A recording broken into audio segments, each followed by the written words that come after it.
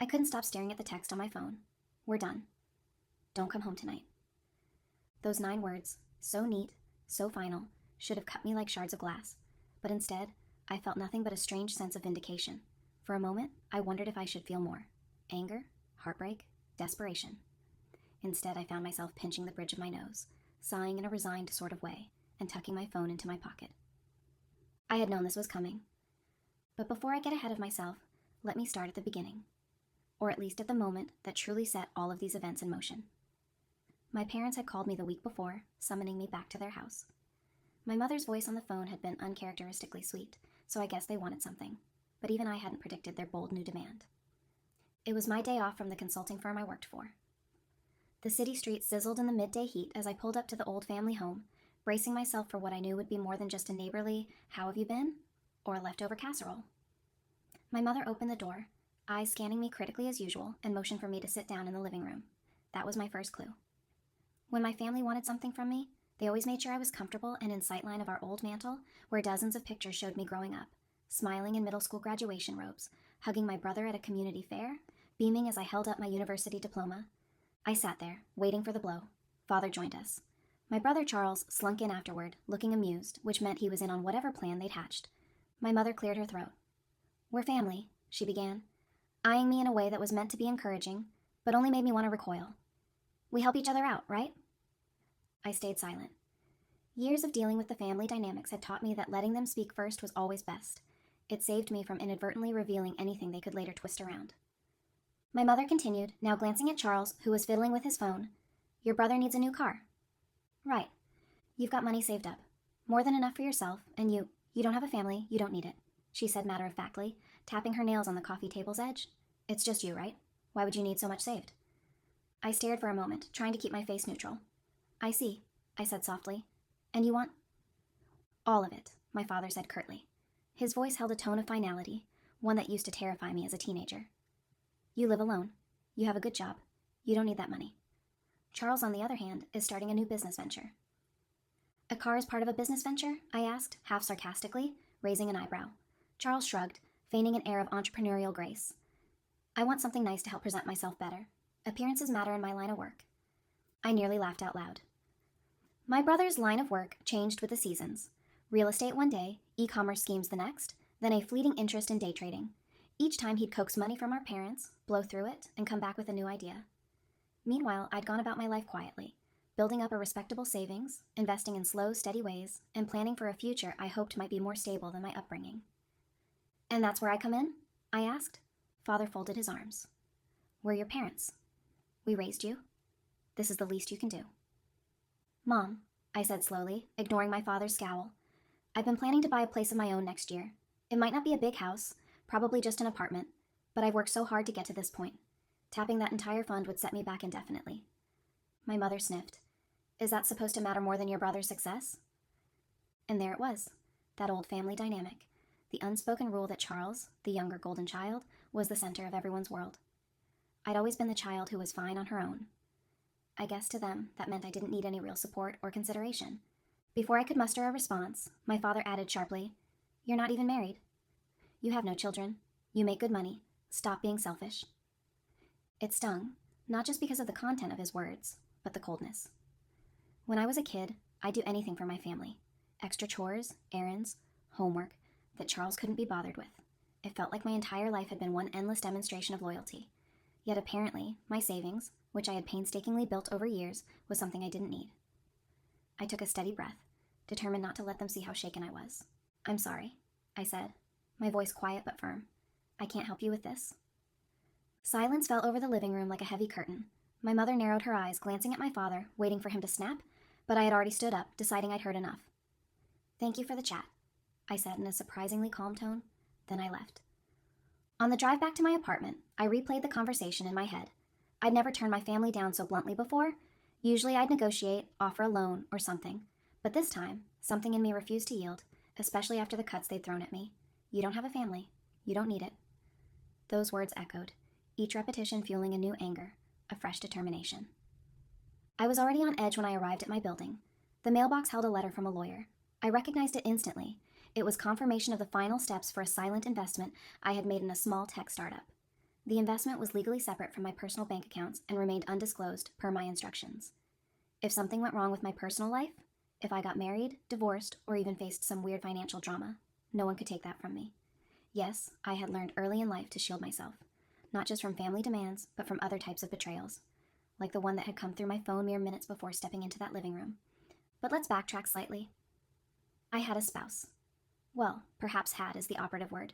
My family's belief that I was single was my own choice. My marriage was complicated, to say the least. We hadn't told many people, in part because we'd wanted it that way. Simpler, less messy. At first I'd appreciated the privacy. Now I was thankful for the secrecy, because when my spouse texted me, "We're done, don't come home tonight," I suspected they were up to something bigger than just emotional posturing, and I was ready for it. I had known for months that my spouse was behaving suspiciously. Secret phone calls, late nights, more frequent trips out of town that weren't properly explained. The tension between us had become thick enough to slice through with a dull butter knife, but I had stayed calm.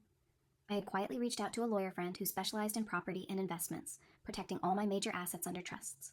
My spouse, who took pride in their cunning, had no clue that I'd locked down everything long before the cracks showed.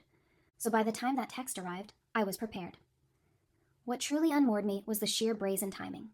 On the same day my parents demanded my life savings, my spouse decided it was time to pull the rug out from under me. Apparently, I was a magnet for opportunists. That night, instead of not coming home, as my spouse demanded, I went back anyway, calm, strategic. If they thought I was going to cower in a hotel somewhere, they were sorely mistaken. When I opened the door, though, I found an empty apartment. A few boxes were missing, some furniture, electronics, personal items. A swirl of dust motes drifted through the space that once felt cozy, but was now oddly hollow. It was clear they had packed up quickly, but thoroughly enough to grab the big-ticket valuables. Jewelry we'd bought together in Europe, expensive kitchen gadgets I teased them for never using, and even the designer throw blankets. I expected as much. The worthless items, our wedding photo album, my carefully curated shelf of books, my grandmother's old quilt, were left behind. If it didn't have a dollar sign attached, they didn't care. That was my confirmation. My spouse's love had turned out to be for sale, or perhaps it always had been. They had probably lined up an alternative, or so they thought. That's when my phone buzzed again. An email from my spouse. It was a list of demands, money they felt they were entitled to, the furniture, the savings accounts, some vague mention of emotional compensation for time wasted in our marriage. I leaned against the countertop, letting a half smile creep onto my face. If there had been any confusion in my mind about whether I'd made a mistake preparing for this day, that email erased it. From that moment, my next steps were methodical, almost automatic. I contacted my lawyer friend, forwarding them the email and explaining the situation. Then I pulled up my documents, carefully reading through each financial safeguard I'd put in place. The next day, I sent a polite but direct response. I appreciate your message. However, please be aware that legal ownership of all our major assets has been under a binding trust for the last 6 months. You have no claim. I request that you refrain from taking any further property from my apartment. We can settle any disputes through lawyers. They responded with hostility, claiming they had rights, threatening to sue, telling me that I'd regret it. But I knew they didn't have a leg to stand on. They simply hadn't anticipated that I'd be prepared. And while that drama was swirling in the background, my parents launched an offensive of their own. They began sending me messages of guilt and shame. How dare I betray my brother? How could I be so uncaring to leave them in a lurch? You don't understand, said one text from my mother. We have invested everything we have in Charles. You're being unreasonable. You're his big sister. If he can't count on you, who can he count on? I read the message and for the first time realized that these manipulations had always been their normal. I am not that person anymore, I reminded myself. I will not fold. Meanwhile, my spouse was ramping up their campaign. They appeared at my workplace demanding to see me. Word got around the office. I could have been humiliated, but there was something liberating in facing everything head on. My colleagues, most of whom only vaguely knew about my personal life, stood by me. When my spouse stormed the reception area, our security escorted them out. The chaos was enough to shake me, but I maintained my composure. In the past, I might have been mortified. Now I felt vindicated. Their tantrum served to prove in public the kind of person they were. Don't think you can hide behind your fancy trust funds and lawyers, they hissed at me when I finally confronted them in the building's lobby, a couple of security guards hovering nearby. I know about your parents, your brother, your entire messed up family. You have nowhere to go. No one will side with you. You're all alone in this. That was the moment I realized how deeply my spouse had underestimated me. They saw me as a doormat, a convenient piggy bank. And to be fair, that's how I used to behave, bending over backward for everyone, hoping for acceptance, or maybe just conflict avoidance. But that was then. I held their gaze steadily. I'm far from alone, I said. I have myself, and that's enough. First, the financial troubles began for my spouse. My legal fortress ensured they couldn't extract even a dime from me, and the friends they bragged to about this big score started distancing themselves. Why would they stand by someone who couldn't deliver the promised riches? One by one, those so-called friends ghosted them, leaving my spouse isolated. Then came the social humiliation.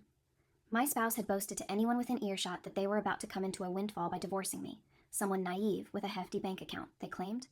The breakup would be easy money. Their triumphant gloating around our social circle took on a different hue once it became obvious they'd get little to nothing. People whispered about how they'd jumped the gun, about how they'd been outsmarted. Invitations dried up. No one wants to associate with a schemer left holding an empty bag.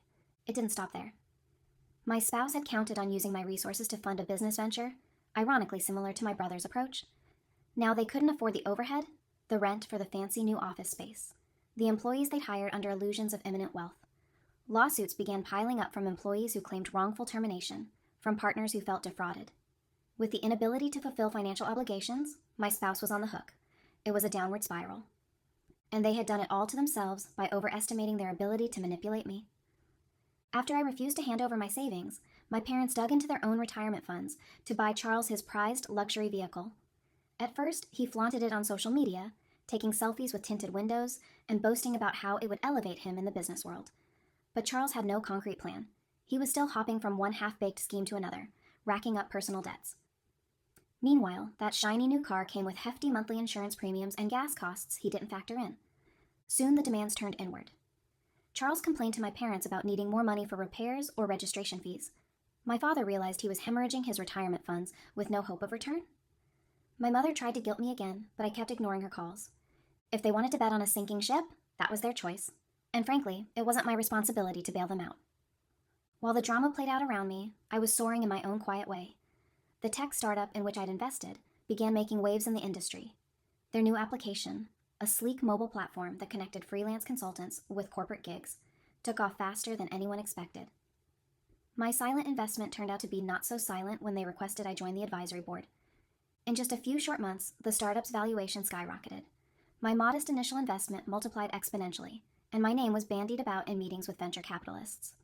Oddly enough, these new colleagues appreciated my calm, strategic nature. They loved that I wasn't showy or impulsive. Our synergy was perfect. They had big ideas. I provided the structured approach that would ground their vision in reality. All the while, I kept my apartment, the same cozy place my spouse had tried to plunder. I replaced the missing furniture with items that suited me, not us. Without their constant presence, the space felt clearer, calmer, like a haven.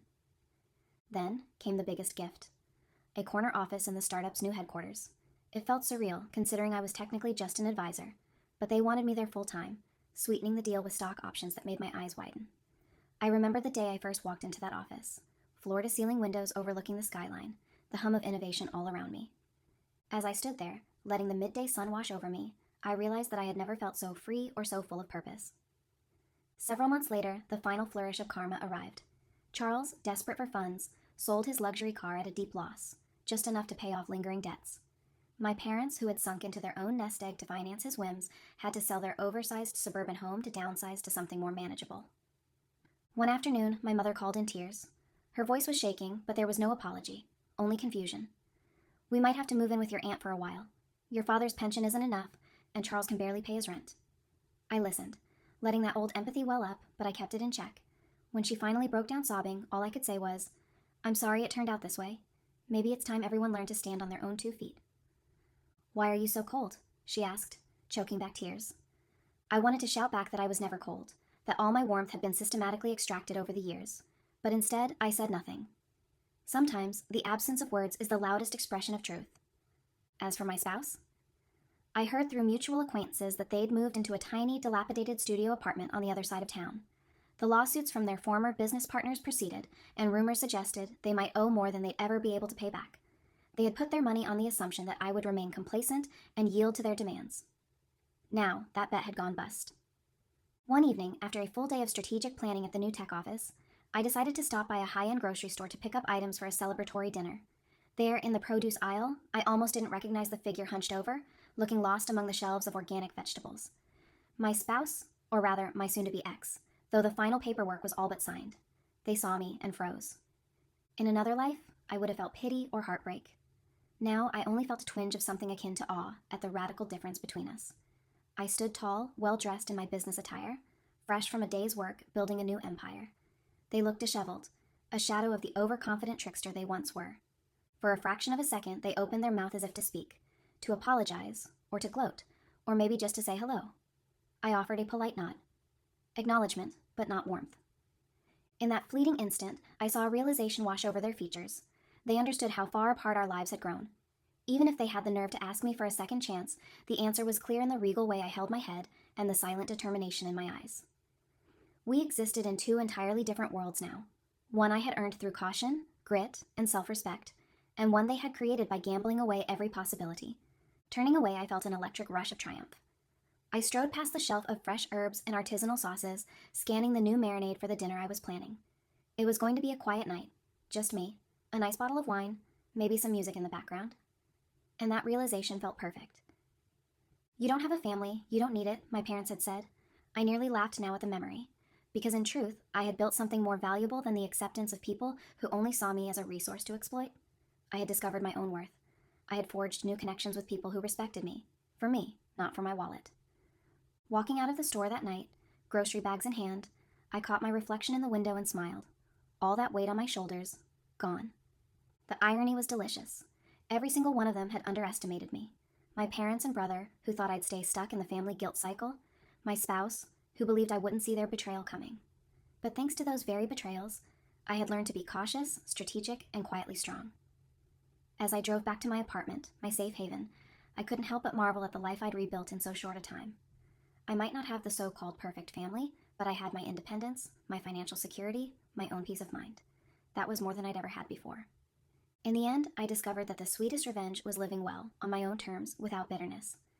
The failures of those who tried to manipulate me weren't my responsibility to fix. Their downfall only highlighted the difference in our choices. And with that final reflection, I closed the chapter on my old life, stepping firmly into the new. I was done giving handouts to those who only saw me as a means to an end. My greatest victory was my quiet resilience, and the knowledge that I would never again hand over my power to anyone.